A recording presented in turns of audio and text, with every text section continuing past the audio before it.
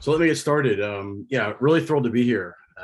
Glad to be on this panel about monetizing content, which is exactly what we're focused on right now. I think I've been in the industry for 25, 30 years. I have to say I've either worked in it or worked as a vendor to it.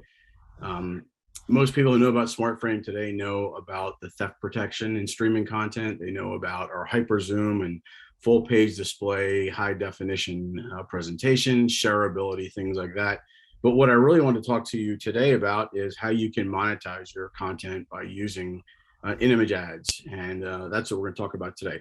So let me get started. I know we're running quick on time, but I'm going to take a little time. So as I mentioned, I've been in the stock industry for a while, been in and around the stock industry for a while. And the one thing that we have seen that's been a constant is that the average licensing fee is dropping every single year.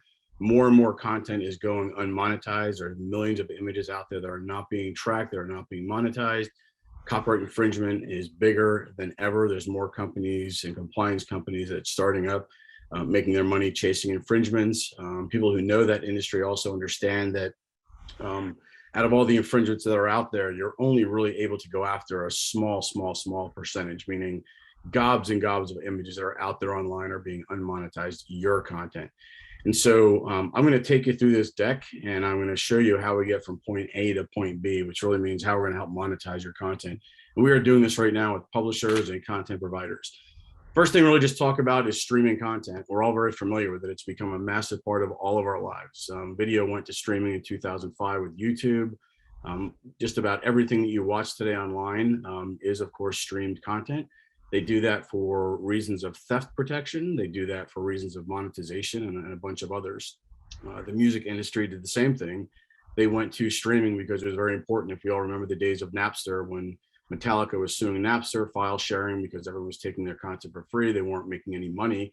The music industry went to streaming. And so most of what we listen to today, I'm a big music fan, listen to music constantly. And, all the music that I listen to is streamed, whether it's Spotify, Pandora, Apple Music, whatever it might be. We have Alexas throughout our house. We're always listening to music. All of it is streamed content. So in 2015, SmartFrame was created. They came out of another website. It was a company that was working to protect and showcase photographers' content, but we knew we could do a whole lot more than that. Fast forward to 2021, and we are doing a whole lot more than that. And so I want to make a bold statement. It's a statement that's going to sort of help everyone here understand what I'm getting at. And so what I do when I meet with content providers, like everyone here, stock agencies, everyone here, I also meet with publishers and advertisers, but speaking directly to content providers, what I like to do is say, if you were to take 10 images and license them to a publication editorial, what would you get? I've gone and done my own research, and I think the average fee for 10 images came out to about $650, and I could have gotten it a lot cheaper. When I look at your industry, there's a lot of people who are all of you guys, the only thing constant is the average fee is dropping year over year. You guys are now faced to work against free content like Unsplash and a few others that are out there. And it becomes more and more difficult for you guys to make money. And so what I'm trying to do in this panel, which is monetizing image content, is to show you how we do that for our customers through in-image advertising. And so the goal is to show you how 10 images that you might get $1,000 for, I can do the same thing. We can do the same thing with you can through in-image ads to get about 15,000. And so hopefully that's something that is alarming to you and interesting to you and makes you want to hear more. So before we do that, though, let's take a look at another industry, which is the digital advertising industry. It is an industry that has seen growth year over year. It's predicted for 2024 to be 646 billion. I think 2021 is going to end somewhere in the 465 billion. So lots and lots and lots of money. And I think what our industry should be doing, our stock industry should be doing, is how do we get a piece of that pie? How do we get some of that money that is just growing and growing and growing? So let's talk about the digital industry a little bit further. They are not without problems. Although they are growing year over year, they are seeing some issues where behavioral targeting, meaning those cookies, every time you log onto a new website and it asks you to yes or no, accept cookies or not, all those cookies are going away in 2022, which is really going to shock the industry because that is how people operate these days. If you think about it, that pair of shoes that maybe you looked at 2 months ago on the internet is still following you around everywhere you go. You see your remarketing ads on the left and the right. When we take a look at something like those remarketing ads, they're generally about $2 CPM, meaning cost per thousand, which is how advertising works. It's cost per thousand. And so remember that $2 CPM, and keep that in your mind. But in 2022, you're going to have most browsers are going to be blocking cookies, so that behavioral targeting will no longer work. Moving on, if you take a look at retailers and you take a look at online web publications, 89% of them, they rely on behavioral targeting. The retailers, of course, are also relying on behavioral targeting, as we mentioned a second ago. That pair of shoes you're looking at. A good story that I like to tell is during the pandemic. Most people that do know me know that I'm a bit of a hyper person, and so during the pandemic, when we're in lockdown, I had to do something to keep my mind busy, myself busy, and I got into woodworking. I made some really cool stuff, amateurish but pretty cool stuff. And so I was looking at a chop saw in early December. My wife bought it for me. I told her which one. I was like, Jen, buy this one. She bought that one for me. But 2 months later, I'm still seeing chop saw ads up and down the left-hand side, which is wasted advertising dollars for sure. And so with all of this going away, with cookies going away in 2022, what are people going to do? And so what all these retailers and advertisers are going to do, they are going to move to contextual and targeted advertising, which means no cookies will be required. The ads will actually be relevant. They're not about the shoes or chop saws that we've already bought or are no longer interested in, and the user experience is going to be much more improved. I could spend a whole lot more time talking about the technology of SmartFrame, and I can do that offline with anyone that wants to do that, but really wanted to focus on is the monetizing part. And so what you are seeing here, and I'll show the next slide as well, what you are seeing here is a SmartFrame. It's what it looks like. When we work with our customers, they convert their images to streamed SmartFrames. We serve those on publisher sites, and then we serve ads in there. We serve contextual and relevant ads. We are a patented and cookieless technology. We are future-proofed, where we know that we're not going to have problems. We also understand that by having contextual and relevant ads in image ads, brands and advertisers are willing to pay us a lot more money. When I mentioned $2 CPMs earlier, what we're getting is $9 CPMs and higher for contextual and in-image ads. And so what does that mean to you? So when I work with content providers, what I say to them is, the old story was, let's go create an embed program and have bloggers come and take your embeds. And over the years, a lot of impressions will be out there, a lot of embeds will be out there. We'll monetize them through in-image advertising. And that is still the story to some people. But for most content providers now, what we're saying is you should dip your toes in the water and you should take a look at your client list. I worked at a company called the Image Bank years ago, and we were very revenue driven, very revenue focused, very client driven. And so what I say to my content providers today is, I'm not saying go change your entire business model list. I'm saying dip your toes in the water, look at your client list, those customers, those publications that used to be maybe in the top 10 or top 20 of your list that have now dropped down, below 80 or maybe not even on there anymore because they can't afford you anymore. Those are the ones that I would suggest to you that you speak with me if you like to, and I can tell you how we can monetize your content with them, how we can get those companies back. But here in the United States, this is where the opportunity lies. This is something that was done by Similar. It was actually done by Pressboard Media, but all the data was obtained by something called SimilarWeb. And it's really what it does is it breaks down all the major publications and publication houses by all the publications that they have and the amount of unique visitors they have to each one of them. And what that does for you is it really frames the opportunity.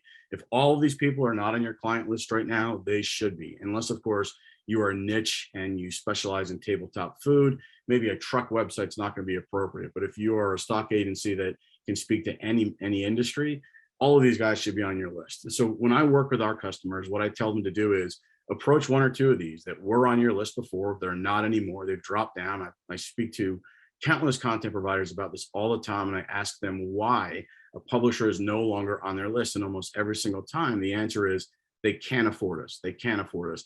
Even when they're selling images for $30, they're being told that they can't afford us, which to me is crazy. But again, it goes back to the fact that the average licensing fee has dropped year over year over year. It seems like in our industry, the way we compete is not who has the best content sometimes, but who can sell it for the cheapest.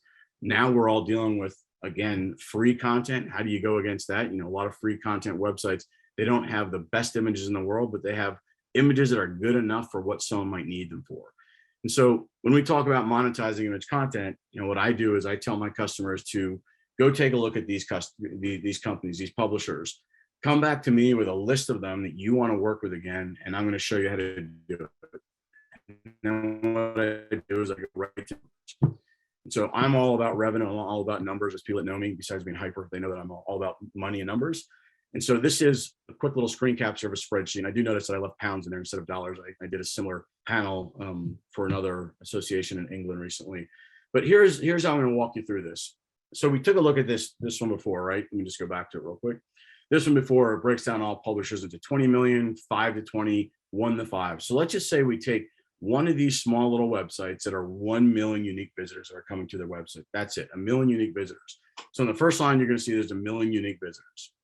Let's say that everyone who went to that website saw 10 of your images that you might give for free to these publishers that have dropped way off your list, and you're trying hard to get them back. And nothing gets anyone excited more than someone saying this is for free.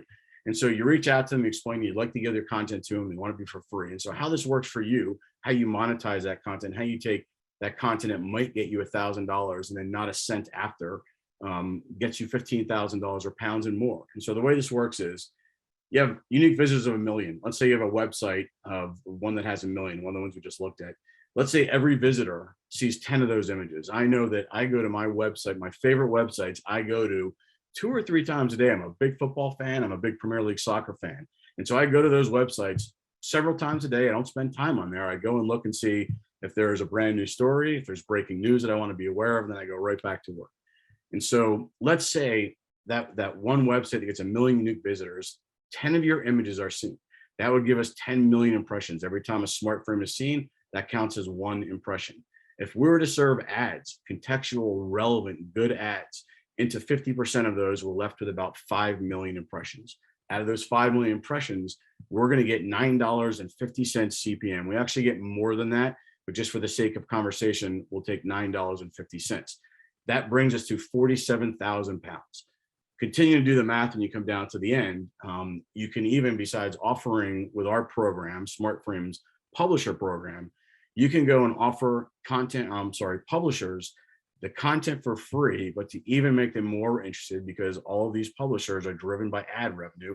Every single one of them, even ones that are subscribers that have subscriptions, often still have ads behind the paywall, just not as many. So all these websites are ad driven. Everyone on that last list that we just looked at, all of them are ad driven. So what we're able to do is say, take the content for free. We're saying, besides taking it for free, we also can give you a taste of that ad revenue, which always gets them to sit up in their seat and listen more. And at the end of the day, they're going to get free content on 10 images on a website of about 1 million. They're going to get about $7,000, $7,600 from those 10 images. And you, the content owner, is going to be left with about 15,000. Knowing that, you know, that those 10 images are sitting on that website, they're not going away. We all know that people on their websites don't put stories on there and then erase them the next day. They stay there. The shelf life might be a little different. It might drop down the secondary pages and so far down people never see it again, or it might be a hot topic where people keep coming back and looking at it. So those images where you've licensed it for $10 or $15 or $30 one time, that same image is going to live on some publication's website in a streamed image content. We're going to serve ads in there and you're going to make money ongoing. So am I saying you should go to a publisher and say, take it 10 images? No, I'm not saying that. I'm saying go to one of those publishers that you do work with and offer all of your content for free to them. Right now, you're not making any money with them, right? They've dropped so far down your list, you're not making any money. You have nothing to lose. And so you go to them and you say, look, we'd like you to take our content for free. They're going to love it because they need free content. If they are head of revenue or head of advertising, they're going to have P&L responsibility, and they're going to see that one line item for stock photography slowly going away because you're giving it to them for free. We're going to help you by monetizing that by serving ads in there, making you a whole lot more money in image advertising than you would through traditional licensing. And so that's what I'm doing. I'm out there every day. I'm speaking to publishers. It's resonating with a lot of publishers. We work directly with publishers where people like UPI, Australian Geographic, we're working directly with them with their own content. They create their own content. We're having very deep conversations with some of the biggest publications in the world that you already would have heard of. I just can't say them right now, but maybe I can, whisper them to you if we have a one-on-one after this. But we are, right now there's over 3.8 million smart frames streamed out there on the world on over 24,000 publisher sites, and we are growing and growing. And so when you guys asked me to be on this panel, I was thrilled to do that because what I wanted to do was show you how with SmartFrame, we're not just about theft protection, theft protection, excuse me, high, high definition presentation, hyper zoom and full page. We are that. But what we're also able to do is help all stock agencies find a way to monetize their content through an image advertising. And so I try to go through that quick. I know we're running out of time, Thomas, so I try to do that as quickly as I can. I'm happy to send this PowerPoint out to anyone. Be thrilled to have a conversation with each of you individually and show you how I can help you monetize your content with SmartFrame through in-image advertising.